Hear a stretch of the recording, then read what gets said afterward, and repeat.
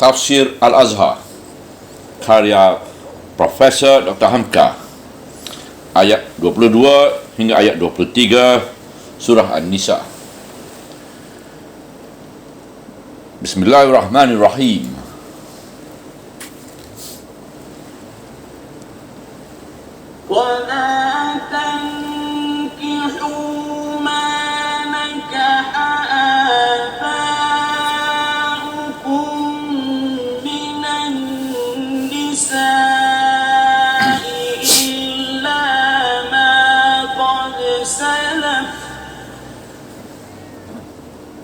إنه كان فاحشة ومقتا وساء سبيلا.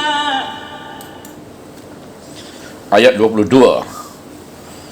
Janganlah kamu nikahi perempuan yang telah dinikahi oleh ayahmu, kecuali kejadian pada masa yang lalu yang telah lampau. Sesungguhnya perbuatan itu amat keji, dibenci Allah dan sejahat-jahat jalan.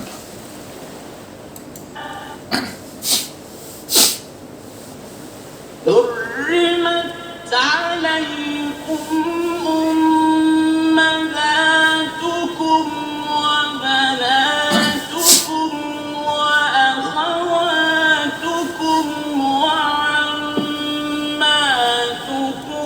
وخالاتكم وبنات الأخ وبنات الأخت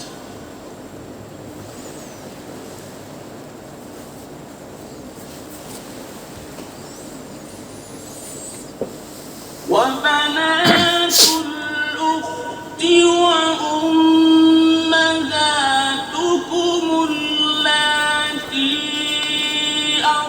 أرضعنكم وأخواتكم من الرضاعة وأمهات نسائكم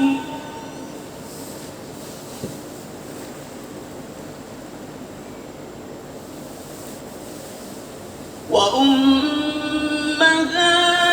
نسائكم وربائبكم اللاتي في حجوركم من نسائكم اللاتي دخلتم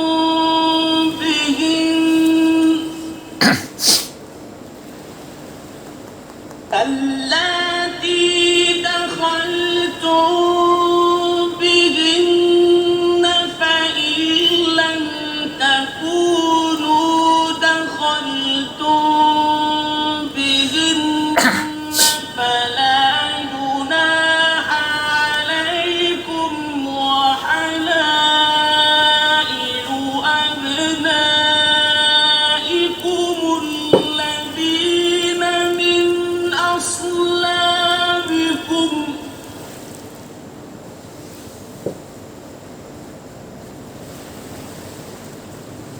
وحلائل أبنائكم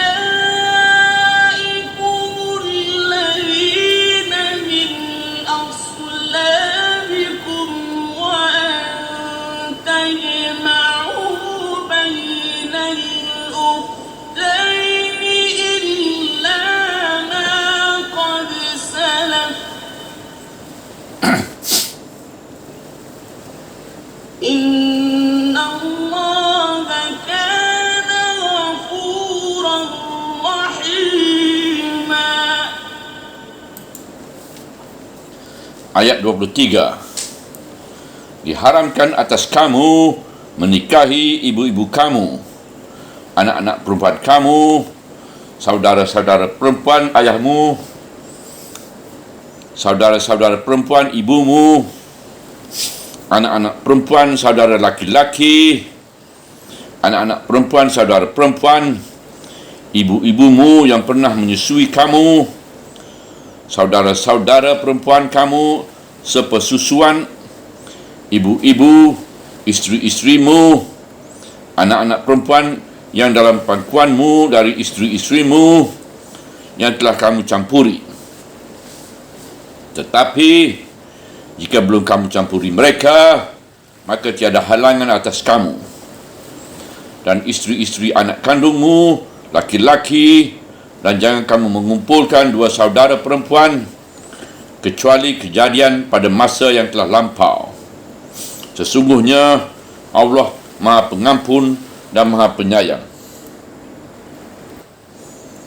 Sekarang mulai diterangkan mana perempuan-perempuan yang tidak boleh dinikahi, yang disebut mahram. Sebelum disebut satu demi satu, terlebih dahulu dibenteras adat jahiliah yang buruk sekali, iaitu menikahi janda ayah.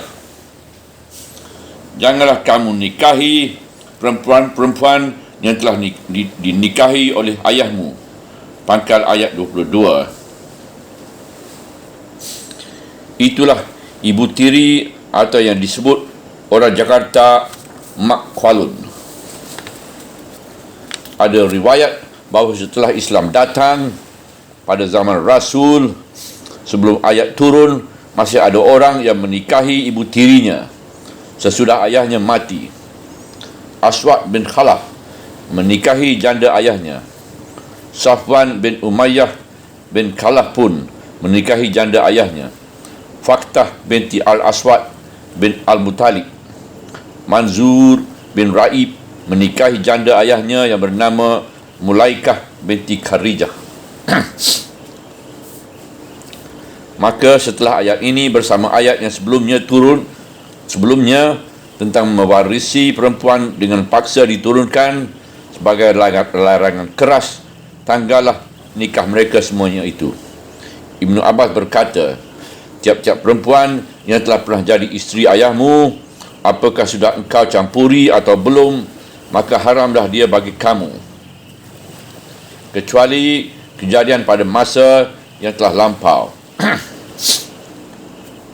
Artinya, yang telah terlanjur pada zaman lampau, maka hal itu tidak diperkatakan lagi. Namanya adat jahiliah yang sekarang dihapuskan.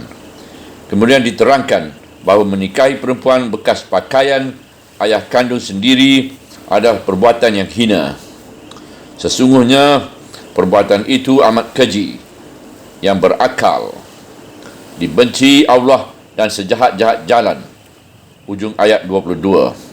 Tampak benar bahawa engkau tidak dapat mengendalikan nafsumu. Mungkin ibu tirimu itu masih muda, sudah jatuh hatimu kepadanya sejak ayahmu masih hidup. Lalu engkau intai-intai selama menanti ayahmu mati. Lalu engkau nikahi. Jijik sekali engkau memasukkan zakarmu ke dalam faras yang telah pernah dimasuki oleh zakar ayahmu. Sesudah diterangkan bahawa perbuatan itu amat keji, dimurkai Tuhan, sehingga zaman jahiliah sendiri pun orang yang berbuat begitu digelari orang si mukit, artinya si durhaka. Maka untuk menekan lagi kekejian perbuatan itu, datanglah ayat 23 menjelaskan sesiapa wanita yang haram dinikahi dengan mendahulukan ibu. Sebab seorang perempuan yang telah pernah jadi isteri ayahmu itu pun adalah ibumu juga. Diharamkan atas kamu menikahinya ibu-ibu kamu. Itulah pertama sekali diharamkan.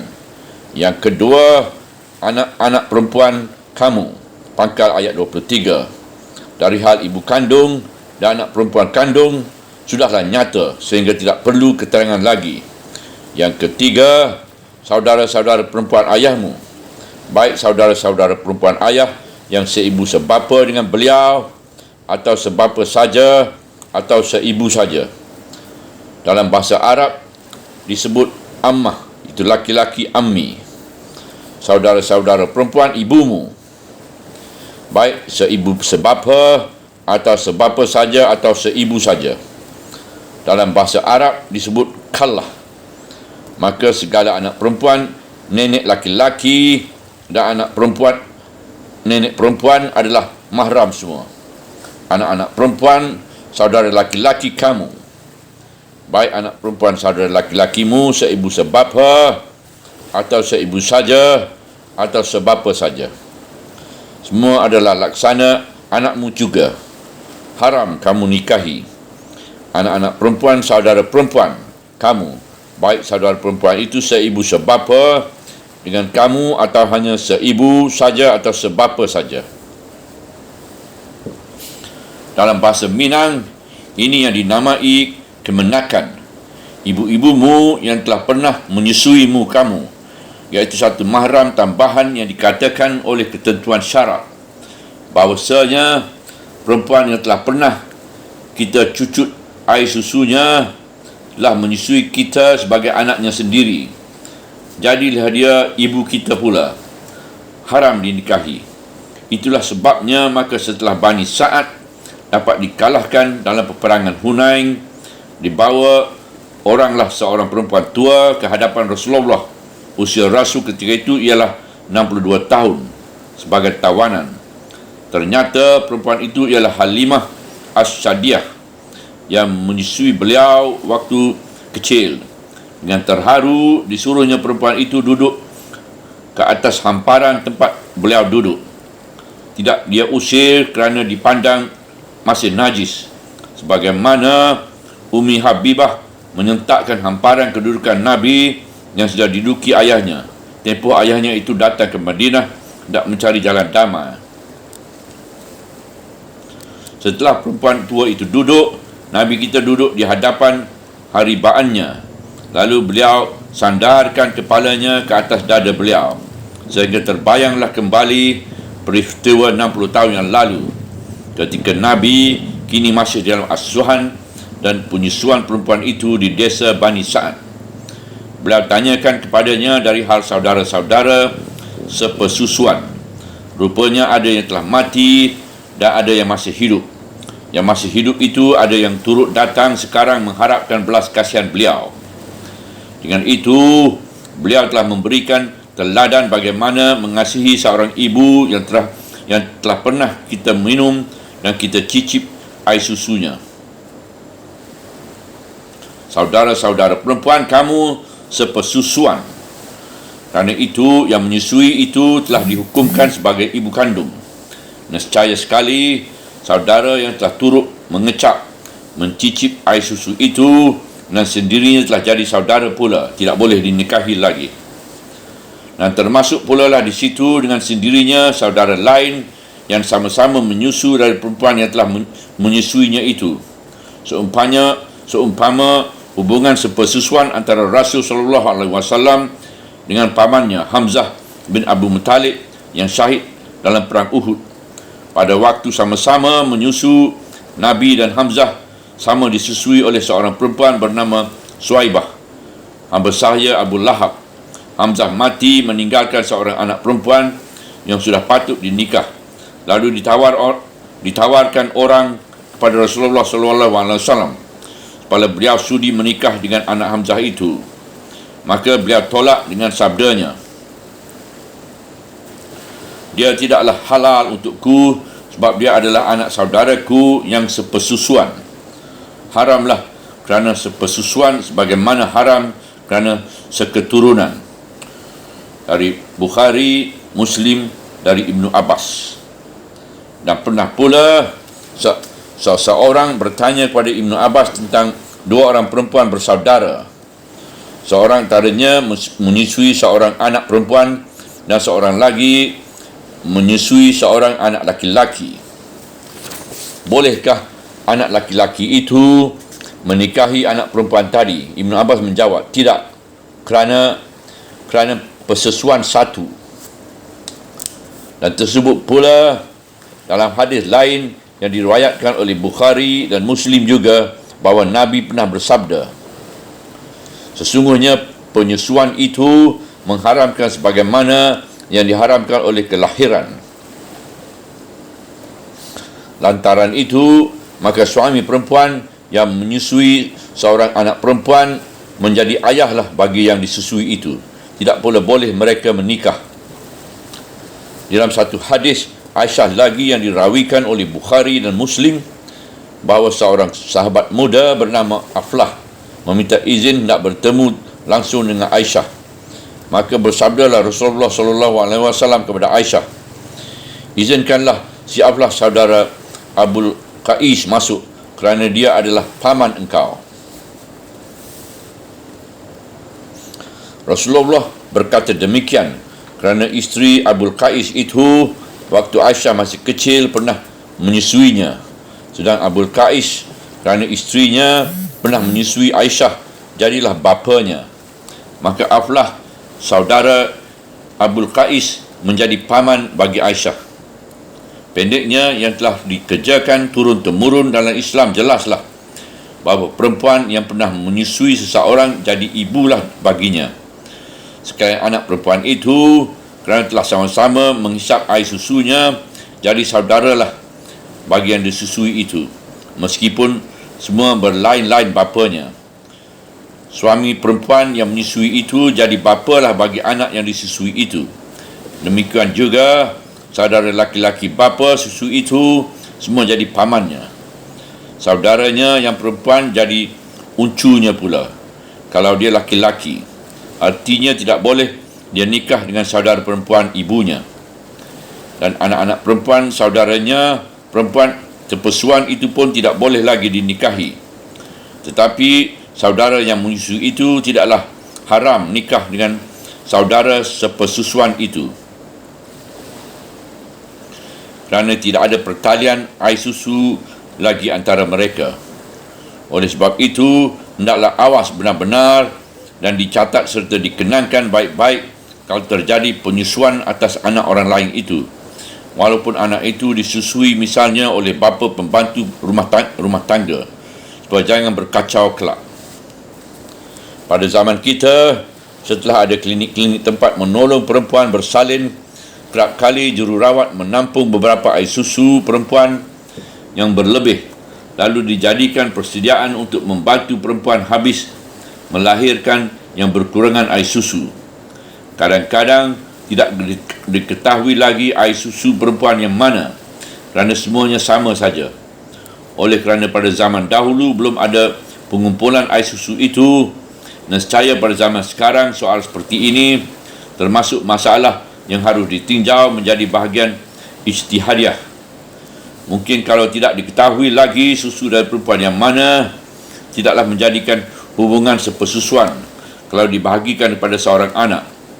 Kerana yang terpenting dalam hadis-hadis Nabi ialah si anak itu sendiri yang mencicip. Tetapi susu perempuan itu bukan susu banyak perempuan yang tidak dicucut cicip, tetapi dimasukkan ke dalam botol susu. Sungguh pun begitu kekacauan keturunan yang menjadi pokok dalam ajaran Islam. Tentang berapa kalikah anak itu menyusu baru dianggap anak penyusuan, jadi perbincangan pula antara ahli-ahli fiqh, antara ahli-ahli ilmu fiqh. Dalam perbincangan yang mendalam antara ulama-ulama salaf dan khalaf itu, ada yang mengatakan walaupun sekali sudah disebut ibu persusuan, yang lain mengatakan 5 kali, dan yang lain pula mengatakan 3 kali. Antara sekalian riwayat itu, maka yang lebih kuat untuk dipegang ialah menyusu itu sampai 5 kali. Jadi perbincangan pula tentang tempoh penyusu itu, kerana Al-Quran sendiri dalam beberapa ayat menerangkan bahawa batas waktu menyusui anak ialah 2 tahun. Maka kalau anak telah besar dan tidak patut menyusu lagi, tidaklah menyebabkan ibu yang menyusui itu jadi mahram. Tetapi pernah kejadian satu hal dalam kalangan sahabat Rasulullah SAW sendiri, iaitu Abu Huzaifah pada zaman dahulu mengangkat seorang budaknya bernama Salim menjadi anak angkat, sebagai Nabi kita SAW memerdekakan Zaid bin Harisah, lalu beliau angkat jadi anak. Tetapi kemudian datang larangan Tuhan terhadap meneruskan adat anak angkat itu, sehingga Salim tidak leluasa lagi dalam rumah Abu Huzaifah.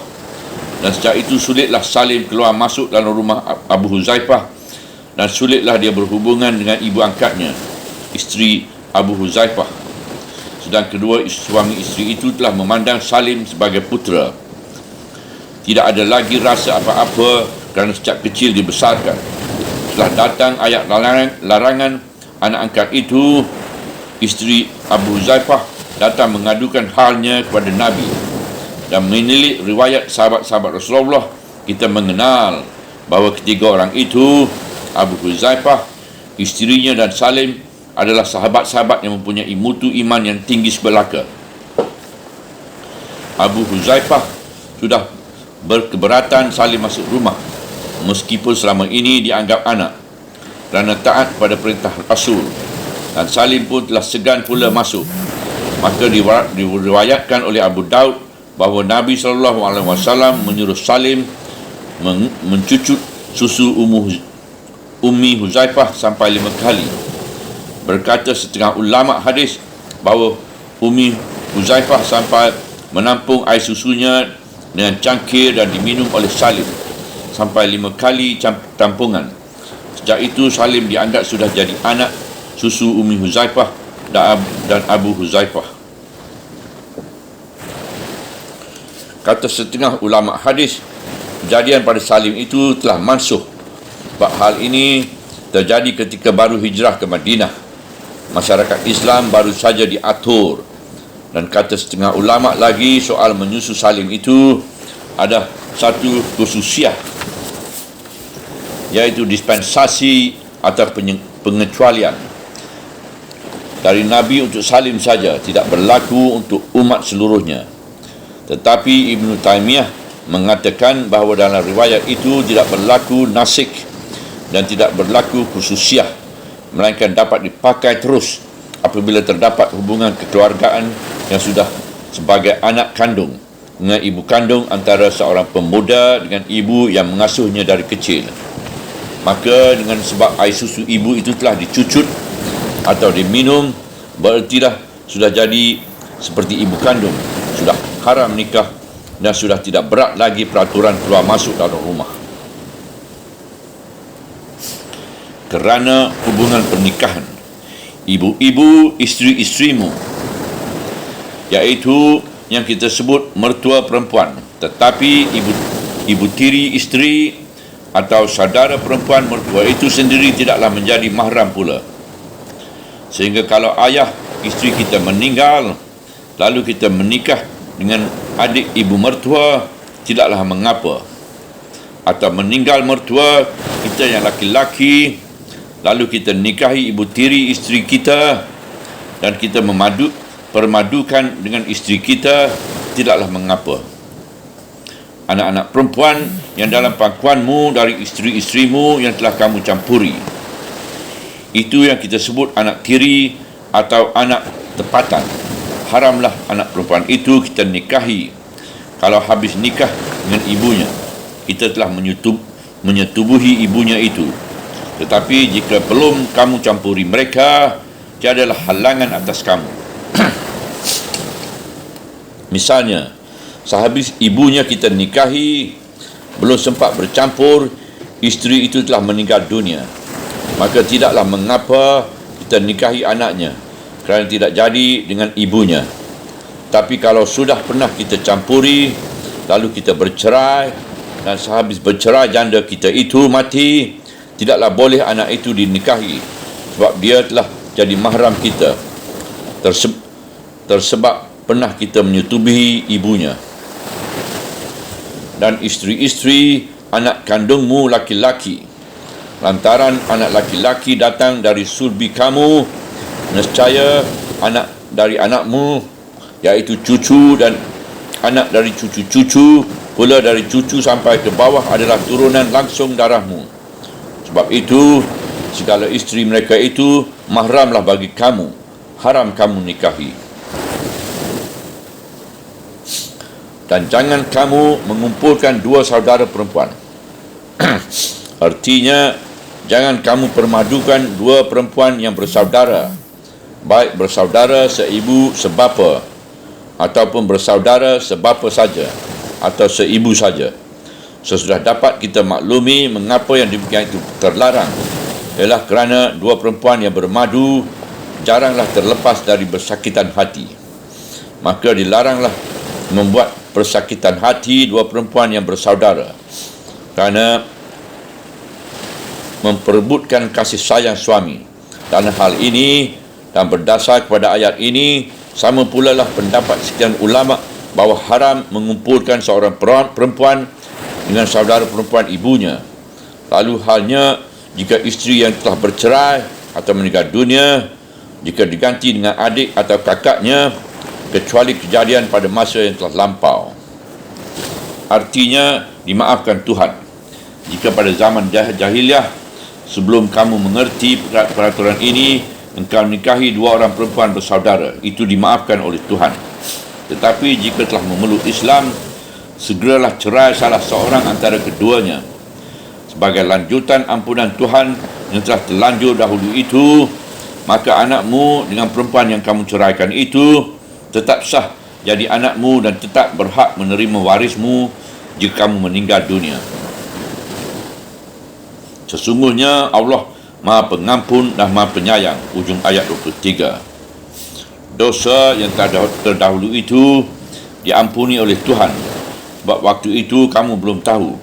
Lalu sekarang kamu telah hidup dalam Islam, diberinya kamu peraturan yang baik tentang pernikahan dan ketentuan mahram kerana sayangnya kepada kamu. Berkenaan dengan anak angkat dan sepersusuan tadi, terutama tentang kejadian pada Salim Maula Abu Huzaifah tadi, yang diizinkan Rasulullah mencicip atau meminum air susu Umi Huzaifah, teringatlah penafsir ini pada salah seorang muridnya yang mendapat didikan barat. Dia telah menikah lebih dari 25 tahun, tetapi belum pernah dikurniakan anak oleh Tuhan. Dia telah mengambil anak angkat menurut kebiasaan barat. Lalu saya beri keterangan kepada mereka suami isteri bahawa anak itu bisa saja dijadikan anak angkat kerana air susu walaupun telah besar. Anak perempuan kerana disusui menjadi mahram ayah angkatnya, dan anak laki-laki menjadi mahram ibu angkatnya. Akan tetapi, pertalian kerana air susu itu tidaklah mengubah pembagian harta kerana faraid. Anak yang mendapat ibu angkat kerana meminum susu ibu itu, jika ibu mati, tidaklah mendapat bagian dari harta si ibu atau harta si bapa persusuan itu, kecuali dengan jalan wasiat, dan wasiat tidak boleh lebih dari 1/3 jumlah harta. Selesailah tafsir juzuk 4 dengan kurnia dan hidayah Allah. Subhanallah walhamdulillah wala ilaha illallah wallahu akbar wala hawla wala quwata illa billahil aliyyil azim wala hawla wala quwata illa billahil aliyyil azim wala hawla wala quwata illa billahil aliyyil azim. Profesor Dr. Hamka telah selesai tafsir juzuk keempat pada hari Rabu 25 Muharram tahun 1385 bersamaan dengan 26 Mei 1965, semasa sedang dalam tahanan di Rumah Sakit Persahabatan, Rawamangun, Jakarta.